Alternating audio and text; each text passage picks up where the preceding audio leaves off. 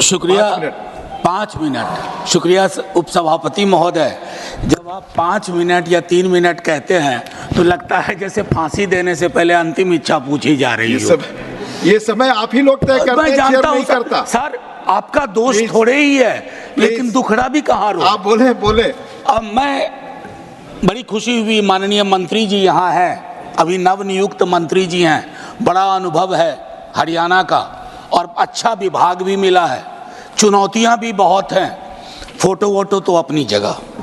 Sir, मैं smart city से अपनी बात शुरू करूंगा। अब ये स्मार्ट सिटी सरकार भी बहुत बोल नहीं रही है सर। इनकी एक चीज मुझे अच्छी लगती है, अच्छा सा नाम रखो, उस नाम के पीछे काम ना हो तो धीरे धीरे बोलना कम कर दो उसके बारे में। अब अभी हाल में राष्ट्रपति भवन में गणतंत्र मंडप बना। साहब, गणतंत्र का मंडपीकरण नहीं होना चाहिए, ये उचित नहीं लगता है। बहरहाल उपसभापति महोदय, विजय साई रेड्डी जी, प्रियंका जी, इन लोगों ने बड़ी चिंता व्यक्त की पार्लियामेंट की बिल्डिंग में कल जो हुआ या पिछले वर्ष जो हुआ। मैं कहता हूं नासमझ लोग हैं सर।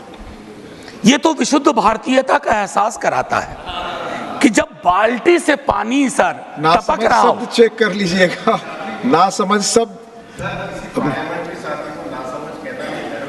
अच्छा, मैं वापस लेता हूं ना, एकदम भूपेंद्र भाई, इसलिए आपको यहां रहना चाहिए। मैं ये कहना चाह रहा था कि मेरे साथियों ने शायद इसकी मर्म को नहीं समझा कि छत टपक रही है, बाल्टी लगी हुई है, पूरा हिंदुस्तानी फिल्मों का सीन है। मैं इसलिए उसके लिए शिकायत ही नहीं करूंगा, बस शिकायत नहीं करूंगा।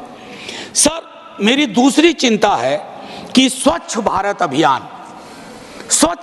अभियान में गांधी जी के चश्मे को हम टांग देते हैं। वैसे स्वच्छता की ओर गांधी जी का चश्मा, जरूरत थी चश्मा पहनने की, चश्मा वहां रख देने की नहीं। गांधी का चश्मा नहीं पहन सकते क्योंकि दो परस्पर विरोधाभासी चीजें, गांधी और दूसरा मैं नाम नहीं लूंगा, एक साथ नहीं चल सकती, क्योंकि मुझको नाम लेना भी बुरा लग रहा है।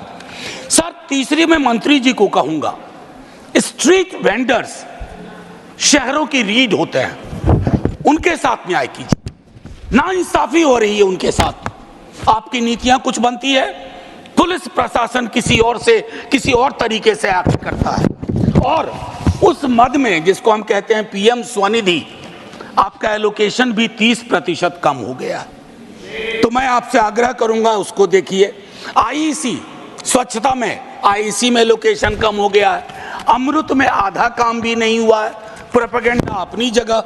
और मैं एक चीज कहूंगा माननीय मंत्री जी को आपके माध्यम से, सर, शहरीकरण की जरूरतों को गांव को समझे बगैर नहीं किया जा सकता। जब तक ग्रामीण पलायन, ग्रामीण अर्थव्यवस्था, उस पर आपकी नजर नहीं होगी, आपकी पकड़ नहीं होगी, तब तक शहरों में लोग आएंगे, आप एकोमोडेट करने में फेल करेंगे। आपके बदले कल को हम हों तब भी वो दिक्कतें होंगी। मैं एक चीज और भी उसमें कहूंगा, संपत्ति का असंतुलन भी शहरों में बहुत दिखता है सर। एक चीज और कहूंगा, हमारे शहर जब बनते हैं, कोई बिल्डिंग बनती है, तो आपको श्रमिक लगातार चाहिए, मजदूर लगातार चाहिए, और वो मजदूर जब आपको बिल्डिंग बना के देता है, उसके बाद वो मजदूर आपको भारी लगने लगता है। वो जहां रहते हैं उसको आप स्लम कहते हैं, और उस स्लम को अपनी नजरों से दूर करना चाहते हैं। स्लम हमारी नीतियां पैदा करती है। स्लम में रहने वाले हमारी आपकी तरह के लोग हैं, उनके बारे में दृष्टिकोण साफ होना चाहिए।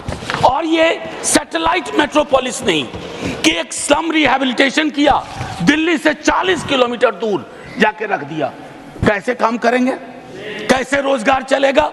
तो ये चीजें, सीवर ड्रेनेज के बारे में कई साथी बोल चुके हैं। मुझे तो अक्सर याद आता है विद्यार्थी जीवन में हड़प्पा मोहनजोदड़ो की ड्रेनेज सिस्टम की तारीफ सुनता था।